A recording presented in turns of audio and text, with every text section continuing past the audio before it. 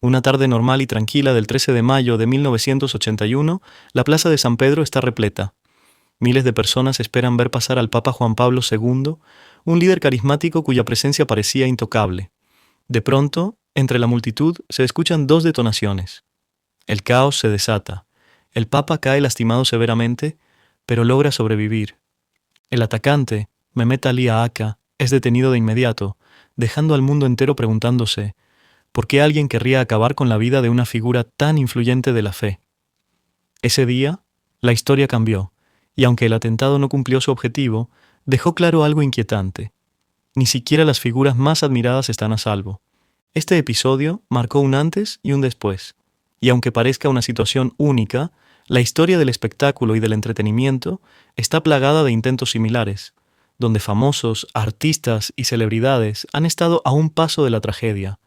En este video vamos a recorrer los atentados a celebridades que no lograron su cometido, historias que pudieron terminar en tragedias irreparables, pero que gracias a la suerte, a la intervención oportuna o simplemente al destino, no se consumaron.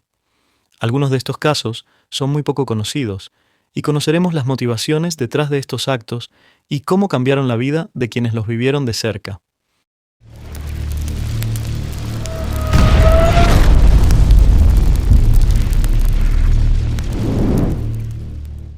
Según algunas versiones de periodistas mexicanos, la historia cuenta que el compositor Agustín Lara atentó contra su esposa María Félix. Él era conocido por sus celos enfermizos y reaccionó por una infidelidad que solo estaba en su mente. La pareja había tenido una relación apasionada, pero trazada por la intensidad y el orgullo. En el año 1947, María Félix estaba por filmar la película Río Escondido y tenía una cita con el presidente de la República.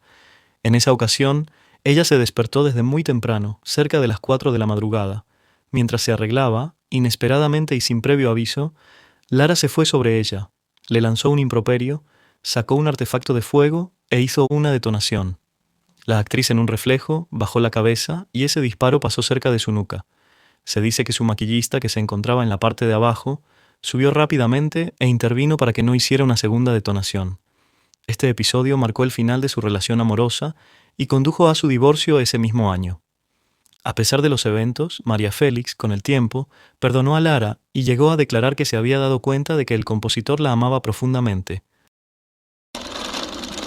Meses antes de su fallecimiento, el cantante mexicano Chalino Sánchez tuvo un atentado. En 1992, cuando Chalino, ya convertido en un ícono del corrido, subió al escenario de un salón en Coachella, en California, para ofrecer un concierto que se encontraba abarrotado. La noche avanzaba entre gritos, aplausos y ese ambiente tenso pero electrizante que rodeaba siempre al cantante. Entre el público se movía un hombre llamado Edward Alvarado, que parecía esperar el momento exacto para acercarse. Ya avanzado el show, mientras Chalino cantaba, aquel sujeto logró abrirse paso hasta el borde del escenario. De un segundo a otro, sacó un revólver y apuntó directamente hacia él. El hombre hizo 2 detonaciones que estallaron en medio de la música. Chalino cayó lesionado, pero no perdió la conciencia. En un acto reflejo, desenfundó su propia fusca y apuntó al agresor. Sin embargo, al apretar el gatillo, ésta se encasquilló. Así que en un momento de supervivencia, Chalino aventó su arma, golpeando la cara del perpetrador. Chalino pudo huir mientras que el hombre intercambió disparos con gente de seguridad que desataron el caos, gritos, sillas volcadas y la gente corriendo hacia las salidas. El atacante fue abatido mientras Chalino era retirado con lesiones serias, pero vivo, y días después, él mismo relató el ataque con una frialdad que solo reforzó su leyenda. Aquel atentado no solo marcó su carrera, sino que confirmó el aura peligrosa y real que rodeaba al hombre que cantaba historias que muchos otros temían contar. En 2003, el cantante mexicano Juan Gabriel viviría algo parecido a un atentado con el hijo de Vicente Fernández. Durante la presentación que el Divo de Juárez hizo en el palenque de la Feria de Tlaxcala, todo parecía bastante normal, pero al terminar el show, algo inesperado sucedió. Gerardo Fernández lo privó de la libertad junto con otros hombres armados. Según Carlos Alberto y Silvia Urquidis, amigos del cantante, Juan Gabriel no quería trabajar más con Gerardo Fernández al enterarse de que éste tenía una asociación con Ralph Hauser. Hauser era un empresario con el que Juan Gabriel tenía una disputa legal por un adeudo, además de que Hauser era muy amigo de la familia Fernández. Supuestamente Juan Gabriel había pactado directamente con el empresario del palenque su actuación, por lo que no existía ningún intermediario. Sin embargo, Gerardo recibió órdenes de asustarlo para que les diera lo recaudado en la taquilla y así pagar la deuda. Se dice que al terminar la actuación del juarense, lo detuvieron hombres armados, lo metieron a una camioneta polarizada. En este punto, la información es incierta, porque algunas versiones señalan que Juan Gabriel habría recibido un cachazo en la cabeza sin dejarle secuelas. Posteriormente, el juarense se comunicó con su amiga Silvia Urquidis para que le pidiera ayuda a su amigo el gobernador de Tlaxcala. Rápidamente le hizo llegar varias patrullas con policías federales que detuvieron al hijo de Vicente. Todo terminó sin consecuencias graves, pero este sería uno de los orígenes de la rivalidad entre Vicente Fernández y Juan Gabriel. Fuera del espectáculo latino, en Estados Unidos también han surgido sucesos que han resultado en rivalidades importantes y lucha de egos.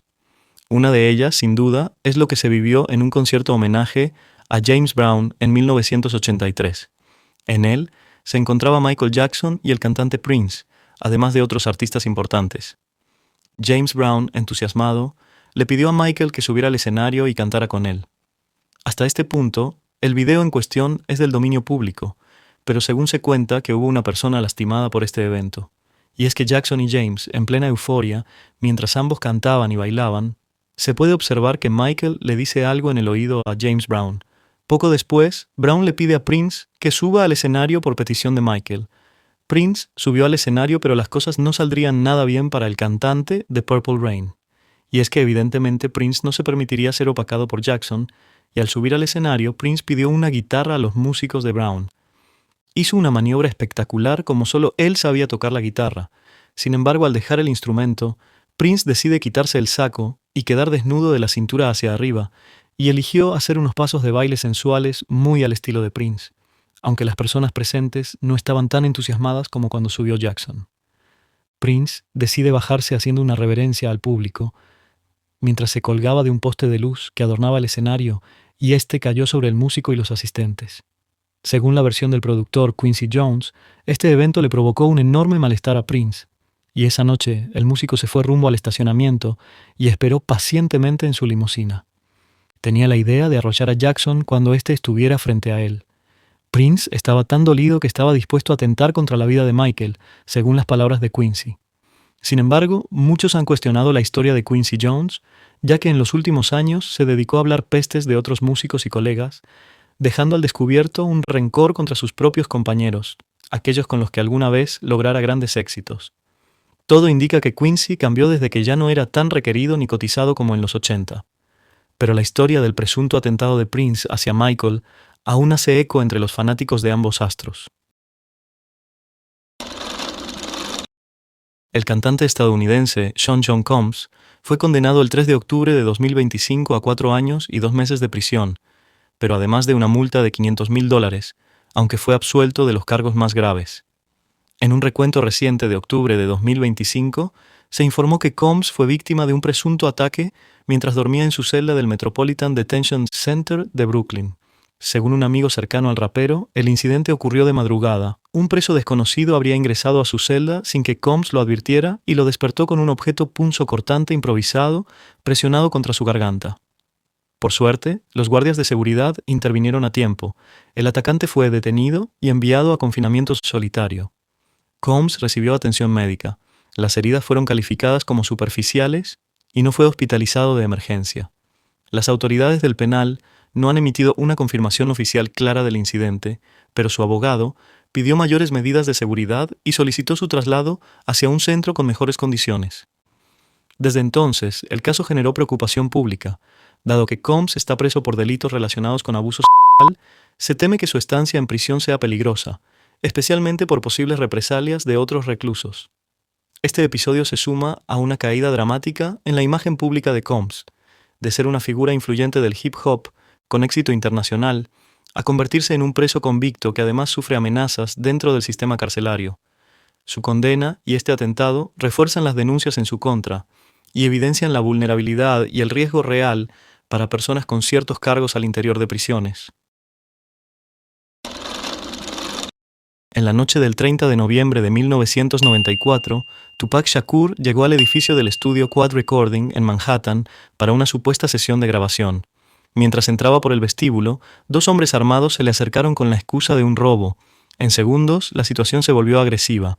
Tupac fue golpeado, retenido a punta de armas y finalmente terminó con 5 disparos, incluyendo lesiones en la cabeza, la pelvis y una mano.